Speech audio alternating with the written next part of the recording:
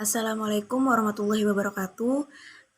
Perkenalkan di sini nama saya Devi Nur Hidayah, NIM 204 105 030 021. Baik, di sini saya akan mereview drama yang berjudul Shift Kim atau Good Manager.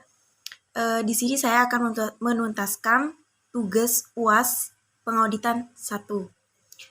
Berikut penjelasannya. Baik, langsung saja di sini saya akan menjelaskan atau mereview hasil review saya untuk drama Korea ini, Shift Kim. Shift Kim sendiri itu adalah sebuah drama yang memungkinkan kita melihat sisi gelap praktik akuntansi atau bisa juga disebut sebagai penipuan akuntansi. Drama ini memperlihatkan sebagian kecil bagaimana kapitalismenya sebuah perusahaan besar, yaitu perusahaan TK Group. Di sini ada pengendalian internal pada perusahaan TK Group. Yang pertama, lingkungan pengendalian. Yang kedua, penilaian risiko. Yang ketiga, aktivitas pengendalian. Yang keempat, informasi dan komunikasi. Dan yang kelima, pemantauan atau monitoring. Yang pertama, ada lingkungan pengendalian atau control environment. Visi dan misi. Visinya, menjadi perusahaan pemasaran dan pelayanan jasa nomor 1 di Korea. Misinya, memberikan pelayanan yang maksimal kepada para pelanggan, memastikan kualitas produk dan layanan yang diberikan sesuai dengan mutu, menciptakan suasana bekerja yang baik dan sinergi yang kuat antar karyawan, serta menciptakan sumber daya manusia yang bersih dan profesional dan berperan aktif dalam menjalankan operasional perusahaan. Adapun yang kedua yaitu penilaian risiko atau risk assessment. Jika dilihat dari prinsip-prinsipnya, dalam hal TK Group tidak memiliki penilaian risiko yang benar karena sudah banyak terjadi perubahan dalam fraud atau kecurangan. Yang ketiga, aktivitas pengendalian atau control activities. Pada SOP, perusahaan TK Group tidak menjalankan SOP yang benar karena semua dilakukan atas wewenang dari pemimpin dengan tujuan pribadi. Yang keempat, informasi dan komunikasi atau information and communication. Tidak adanya komunikasi yang baik di situ sudah terlihat jelas di episode 13 bahwa komunikasi antar departemen tidak berjalan baik ketika Direktur So tidak bisa hadir dalam sebuah rapat karena sakit yang dialaminya, sehingga menimbulkan kemarahan para kepala divisi dan merimbas kepada menurunnya kepercayaan pada sang direktur. Yang kelima, pemantauan atau monitoring. Monitoring pada perusahaan TK Group terlihat pada periode audit dari 15 Maret sampai 22 Maret. Lanjut, dalam lingkungan pengendalian ini, gaya operasional perusahaan TK Group atau struktur organisasi dijalankan TK Group memiliki kelemahan terhadap integritas yang terjadi di antara divisi, terutama terhadap hal-hal yang berhubungan dengan keuangan perusahaan tersebut. TK Group dalam penentuan struktur organisasi dan fungsi pekerjaan berdasarkan historikal, bahkan kapitalisme, dan kehendak keputusan oleh direktur utama. Untuk kebijakan personalinya, TK Group masih berdasarkan gaya lama perusahaan tersebut. Lalu, apa itu audit? Audit itu katakanlah Anda dan teman Anda melakukan investasi. Nah, tapi Anda tidak dapat mengetahui apakah perusahaan itu sah atau tidak. Jadi, alih-alih investor memeriksanya sendiri tiap hari, lebih baik orang lain datang untuk memeriksa pembukuan mereka, yaitu seorang akuntan di sebuah kantor akuntan, dan seluruh proses ini disebut audit. Ini memberitahu kita status keuangan perusahaan tersebut. Tentu saja itu bukan masalah bagi perusahaan kecil, tapi perusahaan besar wajib melakukan ini. Pengertian ini dikatakan oleh Shift Kim itu sendiri. Adapun wewenang auditor internal, bisa membentuk tim sendiri, bisa meminta hukuman para eksekutif, bahkan dapat memberhentikan seorang eksekutif. Dan yang terakhir, bisa mengambil bagian dalam proses audit. Di sini ada pun kemandirian dalam penampilan dan kemandirian dalam pikiran.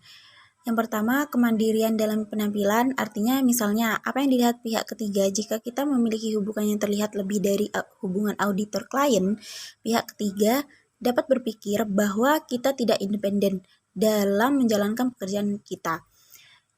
Yang kedua, kemandirian dalam pikiran. Ketika kita mendukung klien dan memiliki rencana atau pemikiran untuk membuat laporan audit yang cantik atau untuk membantu menutupi penipuan klien, maka saat kita memiliki pemikiran itu bahkan sedikit pun akan melanggar independensi kita. Di sini ada pun kecurangan perusahaan TK Group.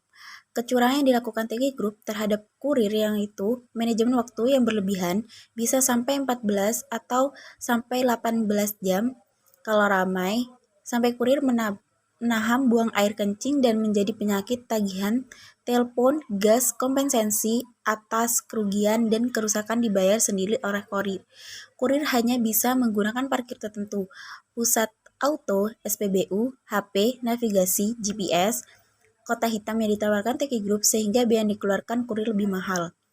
Yang kedua, upah karyawan yang belum dibayar dalam 3 tahun sebanyak 8.285 karyawan cabang dan 16.850 paruh waktu dengan total 13,9 juta dolar.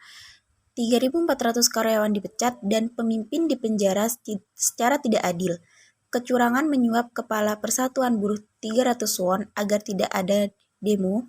Kecurangan pemotongan biaya ilegal dan dana gelap ilegal, yaitu manajemen yang korup pada jasa pengiriman TK memanfaatkan karyawannya untuk mendapatkan pemotongan harga dari subkontraktor mereka dengan cara karyawan membayar layanan yang mahal dan keuntungan dibagi. Yang terakhir, nominal pembukuan sudah merah sejak tahun 2013 karena meningkatkan biayanya tetapi mempertahankan biaya pengiriman tanpa negosiasi ulang dengan klien bisnis yang besar. Di sini ada pun kecurangan pada laporan audit. Yang pertama, kecurangan dalam laporan audit, yaitu ada pembayaran sementara, menambahkan biaya akuisisi insidental, sertifikat saldo bank palsu, atau dengan mendapat bantuan dari pinjaman swasta. Yang kedua, kecurangan sekuritas jangka pendek dan dilebih-lebihkan. Yang ketiga, dalam file yang ditemukan ada pembukaan palsu dan video dari struk penerimaan palsu. Selanjutnya, Park Hyung-do atau CEO TK Group.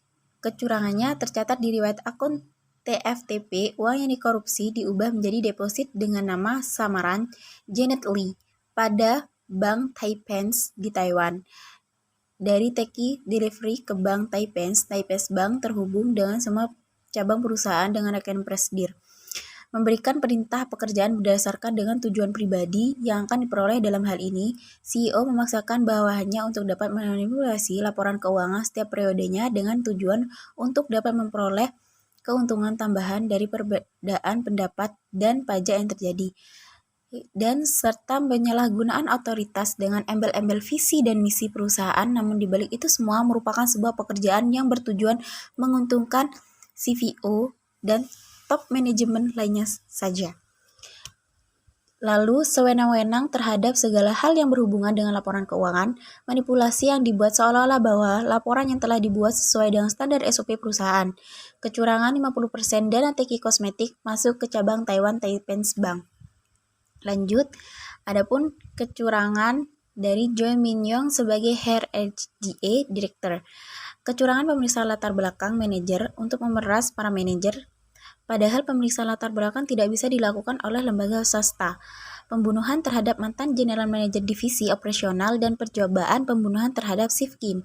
Korupsi atau penggelapan dana terhadap perusahaan TK Group dan memindahkan dana penggelapan tersebut ke Taipens Bank.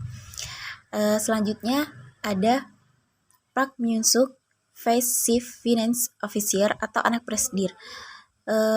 Dia sewenang-wenang atas kuasanya, kecurangan anak presiden memerintahkan penggantian untuk pengeluaran uang yang transparan dan penggantian pengeluaran secara terpisah menyebabkan defisit bagi perusahaan.